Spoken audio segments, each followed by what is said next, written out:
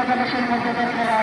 খেলাটি নতুন মিনিটে আটাশ দলের ব্যবধানে সমতল ছিলেন প্রথম স্বদেশী ফুটবল একাদশ একটি গোল হজম করতে সক্ষম হয়েছিল এবং তার 10 মিনিটের মাথায় একটি গোল দিতে সমর্থ হয়েছে।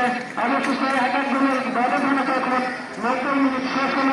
খেলাটি 4-4 কারণে 3-0 দলের ব্যবধানে স্বদেশী ফুটবল একাদশ জয়লাভ করতে সমর্থ হয়। স্বদেশী ফুটবল একাদশের সকল খেলোয়াড় প্রতিদিনই আপনাদেরকে গোল মেডেল পুরস্কার দেওয়ার জন্য অনুরোধ করছি।